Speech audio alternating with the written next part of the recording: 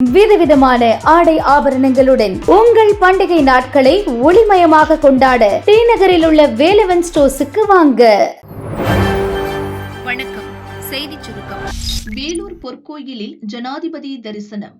ஜனாதிபதி முர்மு டிசம்பர் 16 முதல் 22 வரை கர்நாடகம், தமிழகம், தெலுங்கானாவில் சுற்றுப்பயணம் செல்ல திட்டமிட்டுள்ளார்.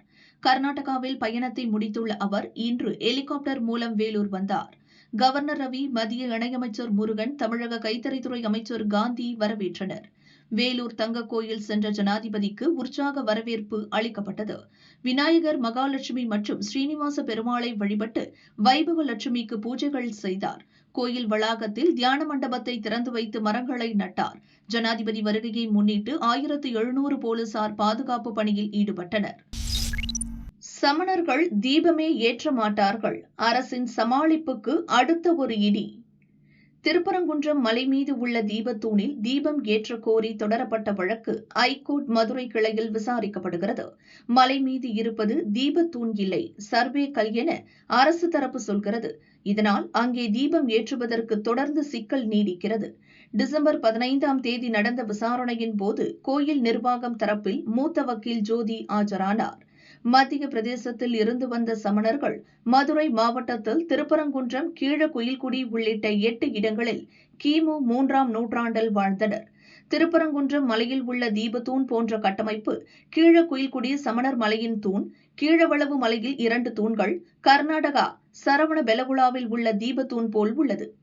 இந்த தூண் போன்ற கட்டமைப்பு கார்த்திகை தீபம் ஏற்றுவதற்கு உரியதல்ல. சமணர்கள் இரவில் தீபம் ஏற்றுவார்கள், அதன் வெளிச்சத்தில் அமர்ந்து விவாதிப்பார்கள். இதற்காக மதுரை மாவட்டத்தில் 4 இடங்களில் சமணர்கள் தூண்களை நிறுவினர். இது பற்றிய குறிப்புகள் மயிலை சீனி வேங்கடசாமி எழுதிய சமணமும் தமிழும் தலைப்பிலான புத்தகத்தில் இடம்பெற்றுள்ளன. இந்த தூண்களை இந்துக்கள் உரிமை கொண்டாட முடியாது என வாதிட்டார். வக்கீல் ஜோதியின் இந்த கருத்தை தொல்லியல் அறிஞர் சாந்தலிங்கம் மறுத்துள்ளார். சமணர்கள் இரவில் தீபம் ஏற்றுவர், அதன் வெளிச்சத்தில் அமர்ந்து விவாதிப்பர் என்ற கருத்து தவறானது. சமணர்கள் உயிர் கொல்லாமை கொள்கையை தீவிரமாக பின்பற்றி வந்தனர். இருட்டு முன்பே இரவு உணவை முடித்துக் கொள்ளும் வழக்கமுடையவர்கள். விளக்கில் பூச்சிகள் விழுந்து உயிர்கொலை ஏற்படும் என தீபம் ஏற்றுவதே இல்லை. மயிலை சீனி வேங்கடசாமியின் சமணமும் தமிழும் என்ற நூலை மட்டுமே வைத்து சமணர்கள் தீபம் ஏற்றுவர் என முடிவிற்கு வர முடியாது என அவர் கூறினார். 1 கோடி ரூபாய் நிவாரணம் கேட்கும் உறவினர்கள், அதிகாரிகள் மீது வழக்கு. அமைச்சர் சொல்வது என்ன? திருவள்ளூர் ஆர்கேபேட்டை கொண்டாபுரம் காலனியைச் சேர்ந்தவர் சரத்குமார். இவரது மகன் மோகித், வயது 11. கொண்டாபுரம் அரசு உயர்நிலைப் பள்ளியில் 7ஆம் வகுப்பு படித்து வந்தார். நேற்று பள்ளியில் உணவு இடைவேளையின் போது மோகித் மீது கைப்பிடி சுவர் இடிந்து விழுந்தது. அதன் அடியில் சிக்கி தலை நசுங்கி சம்பவ இடத்திலேயே இறந்தான். மாணவனின் பெற்றோர் மற்றும் உறவினர்கள் பள்ளியை முற்றுகையிட்டு போராட்டம் நடத்தினர். போலீசார் சமரசம் பேசி கலைந்து போக செய்தனர். அசம்பாவிதங்கள் நடக்காமல் இருக்க பள்ளி வளாகம் மற்றும் கிராமத்தில் போலீஸ் குவிக்கப்பட்டது. மோகித் குடும்பத்துக்கு இரங்கல் தெரிவித்த முதல்வர் ஸ்டாலின் 3 லட்சம் ரூபாய் நிவாரணம் வழங்க உத்தரவிட்டார். இந்த சம்பவத்துக்கு அரசியல் தலைவர்கள் பலரும் கண்டனம் தெரிவித்தனர். இன்று உடலை வாங்க மோகித் உறவினர்கள் மறுப்பு தெரிவித்தனர். கலெக்டர் நேரில் வந்து விசாரிக்க வேண்டும். மாணவனின் குடும்பத்துக்கு 1 கோடி நிதியும் அரசு வேலையும் வழங்கினால் மட்டுமே சடலத்தை வாங்குவோம் என்பது அவர்களது கோரிக்கையாக உள்ளது. இது தொடர்பாக திமுக எம்எல்ஏ சந்திரன் நடத்திய பேச்சுவார்த்தை தோல்வியில் முடிந்தது. 100க்கும் மேற்பட்ட போலீசார் திருத்தணி அரசு மருத்துவமனையில் குவிக்கப்பட்டுள்ளனர். இந்த விவகாரத்தில் பள்ளி தலைமை ஆசிரியர் தியாகராஜன், வட்டார கல்வி அலுவலர் அமுதா மற்றும் மாவட்ட கல்வி அலுவலர் கற்பகம் மீது அலட்சியத்தால் மரணம் ஏற்படுத்துதல் பிரிவின் கீழ் வழக்கு பதிவு செய்யப்பட்டுள்ளது.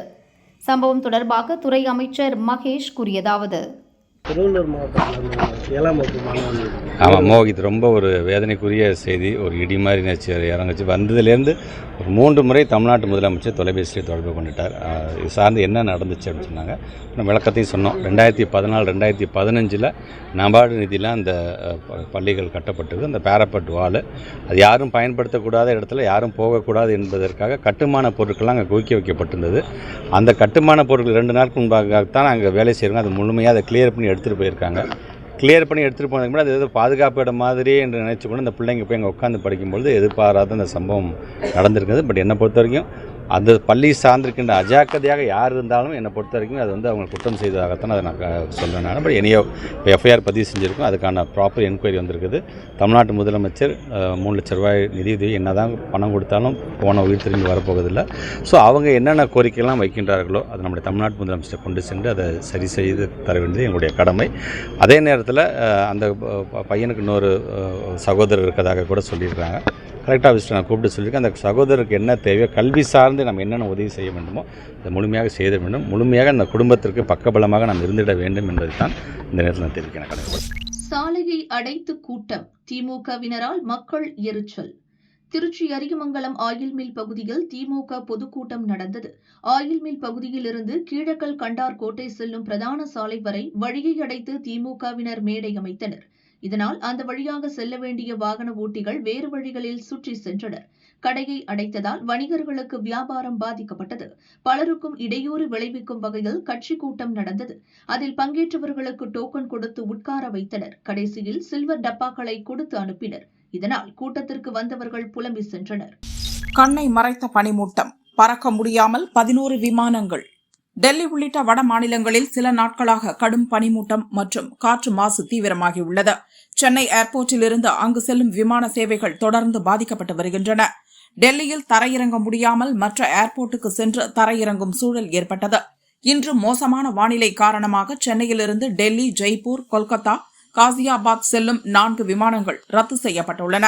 அதேபோல் டெல்லி, ஜெய்ப்பூர், பாட்னா, புனே, கொல்கத்தா, இந்தூர் உள்ளிட்ட இடங்களில் இருந்து சென்னை வர வேண்டிய 7 விமானங்களும் ரத்து என அறிவிக்கப்பட்டுள்ளது. ஒரே நாளில் 11 விமானங்கள் ரத்து செய்யப்பட்டுள்ளதால் பயணிகள் அவதியடைந்துள்ளனர். சட்டவிரோத ஊடுருவல் 23,000 பேர் கைது. அண்டை நாடுகளான பாகிஸ்தான், வங்கதேசம், மியான்மர், பூட்டான், நேபாளம் உள்ளிட்ட நாடுகளிலிருந்து நம் நாட்டிற்குள் சட்டவிரோதமாக ஊடுருவியவர்கள் பற்றிய தகவல்களை மத்திய உள்துறை இணையமைச்சர் நித்யானந்த் ராய் லோக்சபாவில் வெளியிட்டார்.